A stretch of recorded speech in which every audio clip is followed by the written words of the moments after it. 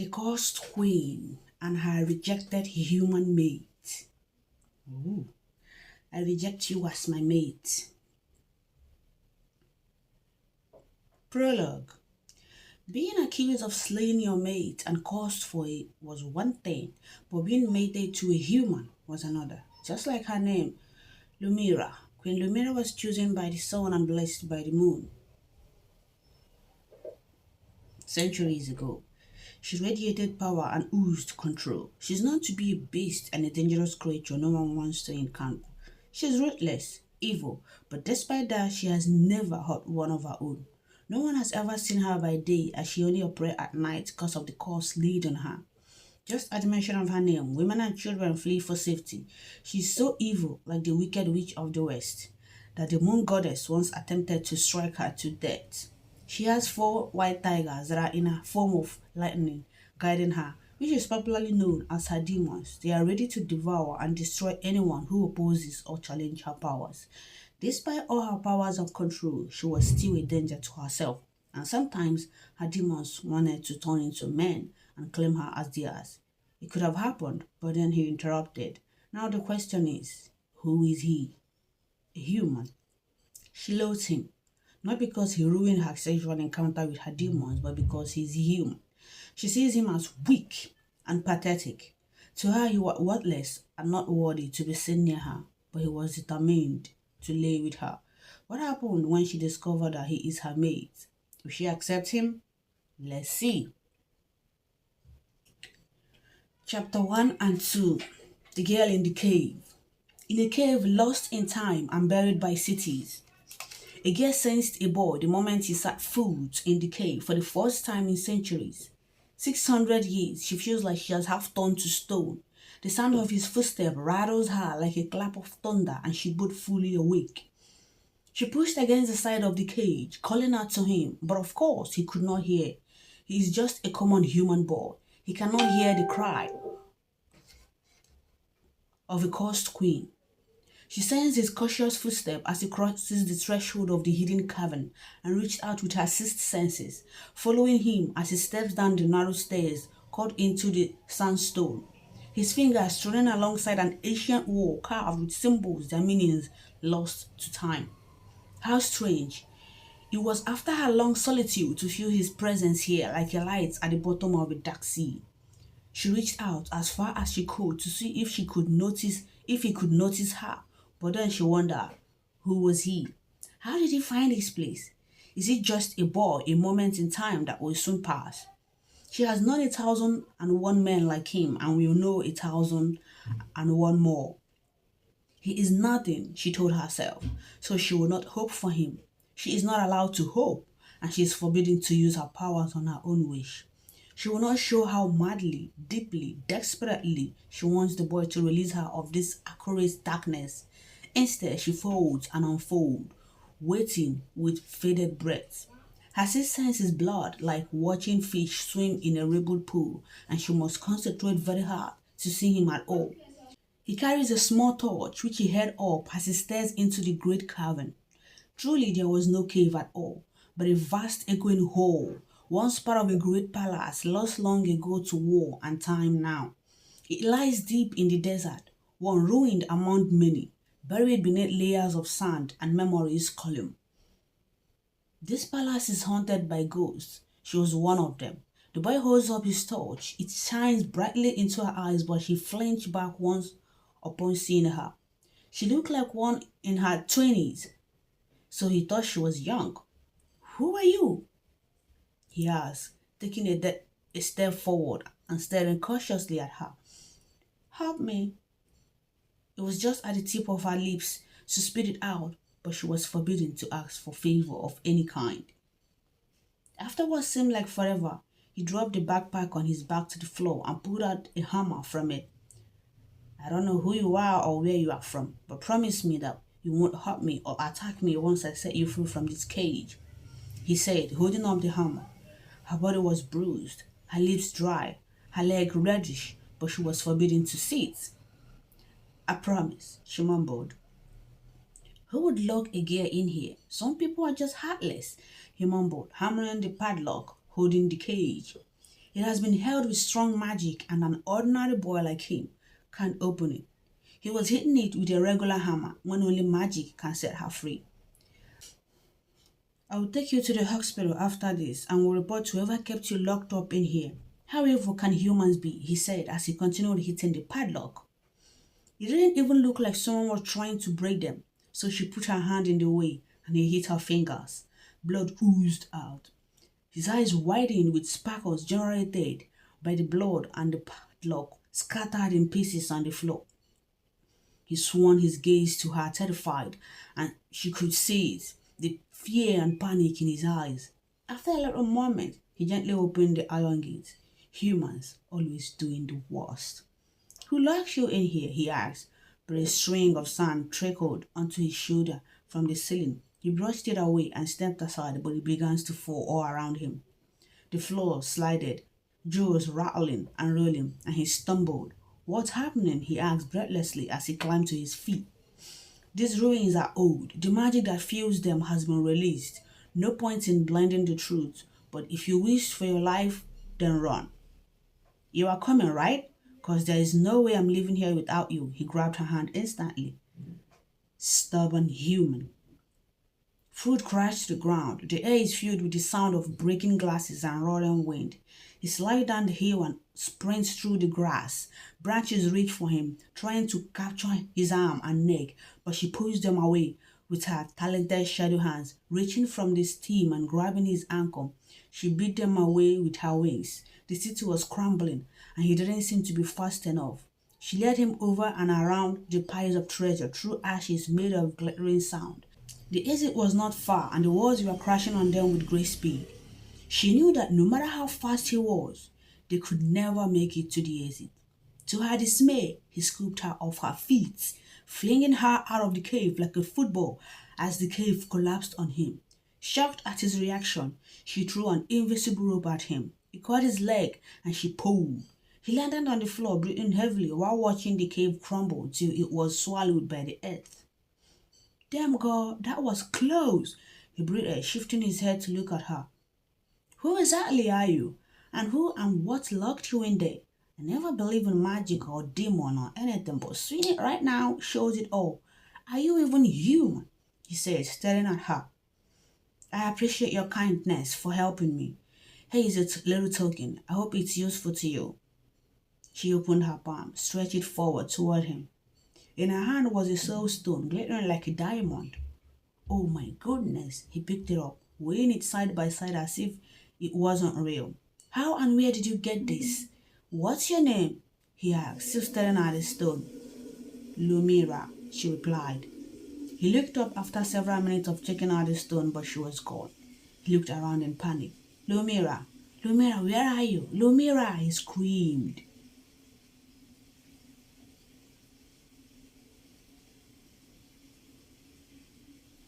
Somewhere in Atlanta. Get your fucking ass off that damn bed, Jericho. Have you lost your damn mind?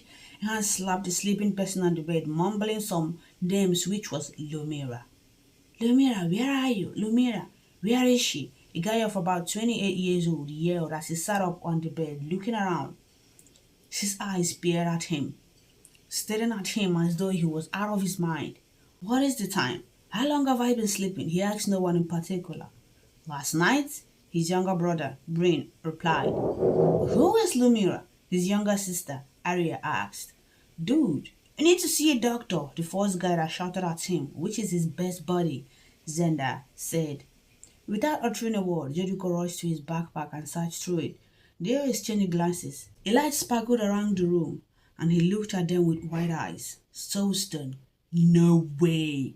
Aria rushed to the living room, scattering all her books on the small old worn-out bookshelf, and then she saw it. Haste to the book. She rushed back into the room, and this time Brian was checking the stone out while Jericho and Zenda watched him. He passed the stone to Zenda, who held his breath. Good thing I've been studying. We are rich, Jericho. We are super rich. She scrolled through the pages, stopping at a particular place the stone was drawn. So stone has only been held by the queen of shapeshifters, Lumira. Did you say Lumira? He asked, shocked. He's not one to believe in fiction or fairy tales, but if she was a queen, then why was she locked up?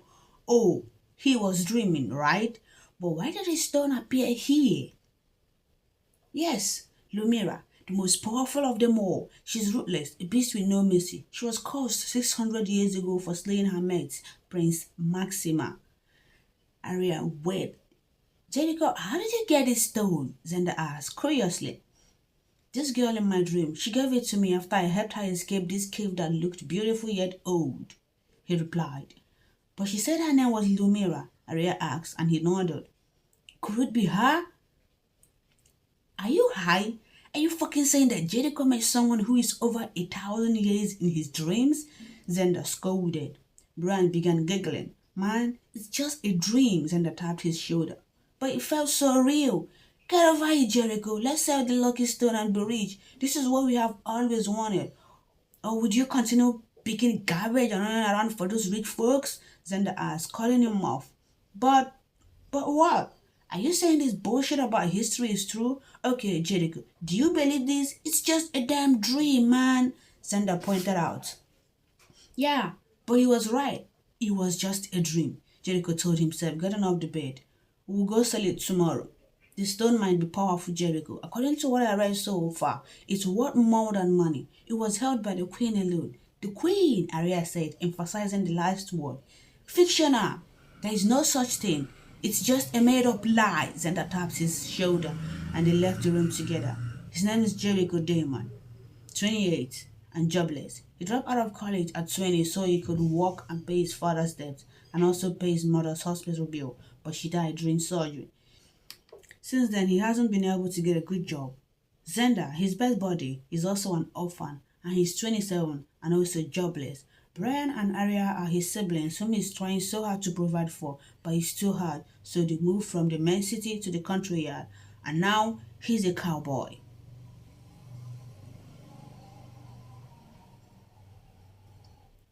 Land of flowers and the time of magic. There's still a beautiful and diverse rhyme filled with forest, mountains, rivers, and ocean. The sun shines brightly in the sky, and the stars twinkle in the night. There is always a dark side of this world, a place of shadows and danger. Some creatures lurk in the dark, waiting for their chance to strike. But there is also magic in this world, hidden in the very air itself, a place not known by humans. A guy dressed in a warrior attire is seen walking briskly towards the closed door. He paused after getting close and stared at the maiden by the door. Is the queen busy? He asked, his voice low but dangerous. Yes, my lord, she replied with her head down. He glanced at the closed door before turning around. Tell her that I have gone hunting and I will come see her as soon as I'm back. He walked away. His name is Xander, the only shapeshifter warrior close to the queen aside from her handmaid and her brother Jasper. Meanwhile, inside the room, the crashing sound of a golden marble floor could be heard. A feminine figure whose face is hidden behind veil stands before another figure who can't be seen, only the voice can be heard. Looks like they are conversing. A human. A wordless human. I waited all these years for you to bless me with a human, she roared, her voice sending the flower vase crashing to the ground. It is destiny. Destiny be damned, she spit furiously, her eyes glowing with light which threatens to strike whoever she is speaking with down. I will rewrite my destiny. Her words were interrupted with laughter. The unseen being laughed so hard her voice echoes around the room. Goddess, the only thing you can do is kill him just the way you killed your last mate, the other person replied. The queen sent a lightning towards her in rage, but it turned to smoke, disappearing in thin air. I did not harm Maxima, she yelled furiously. The person left her position, circling around the queen, and then spoke. You brought this upon yourself, Lumira. However, the curse has been lifted, and you need to find a human and bond with him to be completely free. Never! I will never lower myself before any human. I rather choose the lowest demon slayer as my mate than a worthless human, she rasped. Laughter filled the air. I will find him and I will end him. If he die by your hand, this time around, I will make you suffer pain so unbearable that even death rejects you, was the last thing she heard till the figure disappeared. A heavy wind blew in the room, opening all the windows and doors that were locked. A human, she mumbled to herself, pacing around the room. A small building near the gate. A small figure darted out of the front door, barefooted, pounding against the earth. His tiny frame trembled with sobs. 10 years old, cheeks streaked with tears, the boy didn't look back as he vanished into the evening shadows. Moments later, the door burst open again. Leo! A woman's voice cracked through the air, breathless. Leo, where are you? A man echoed, urgency tightening his jaw as his eyes scanned the woods, fringing their home. The man closed his eyes for a heartbeat, exhaled sharply, and then bone cracked. Muscles tore and stretched. His spine bowed and shifted. A deep snarl escaped his throat as a golden fur rippled across his body in seconds. The man was gone, replaced by a massive tiger with glowing amber eyes. He sniffed once, twice, then turned toward a stone pillar half covered in moss. The tiger shrank back into a man with a rush of air and flash of skin. He pointed. There, he said softly. He's there. The woman hurried over, skirt brushing against her ankle. Behind the pillar, crawled into himself was the boy, Leo. His shoulders shook, face buried in his knees. Her expression crumbled. She knelt beside him, arms wrapping around his tiny frame, pulling him close. Why do you have to leave? Leo's voice cracked as he lifted his tear-soaked face, eyes searching hers. She cupped his cheek, her thumbs gently brushing away the tears as if trying to erase his sorrows. I'll be back before you know it, my love, she whispered. I don't want you to go. His voice trembled, small finger gripping the fabric of her dress as if letting go would tear him into two. Promise me, she said, brushing a kiss to his forehead. Take care of your sister and listen to your father. His lips quivered, but he nodded. A rattling nearby, and her mate stepped closer, gaze solemn. It's time, he said, voice rough with restrained emotion. She swallowed hard, pressing one last kiss to her son's forehead before rising. Her hand lingered in his until the very last second, then she crossed to her mate's, wound arms around his neck, and kissed him with a desperate tenderness that spoke of too many goodbyes. I love you, she whispered into his lips. Take care of them until I return. I will, he said, voice breaking as he rested his forehead against hers. A massive werewolf waited at the edge of the clearing, silver fur gleaming under the pale. She climbed into its back without looking back, because if she did, she might never leave. The wolf took off in a swift blur. Mom! Leo cried, stumbling forward, leg failing, his body shimmering mid-air. Skin gave way to straight fur, bone twisted, and suddenly he was a tiny tiger cub chasing after her. But his little paws were no match for the long stride of the werewolf. She vanished into the trees. Leo collapsed, chest heaving, nose blobbing with tears, and snort as heat-wrenched sob burst from his throat. His father came up behind him, kneeling beside him in silence. A large hand moved to rest gently on his son's back. The boy shifted again, the cub fading into a child's frame, now trembling with fury. He slapped the hand away, eyes blazing. The man relayed slightly, stunned. Why did she have to go? Leo shouted. My sister is sick. She needs Mom. His father looked away, jaw clenched. There are rules, son. She will come back soon. Bullshit! Leo's voice cracked with raw pain. You say you are the strongest Pharaoh warrior.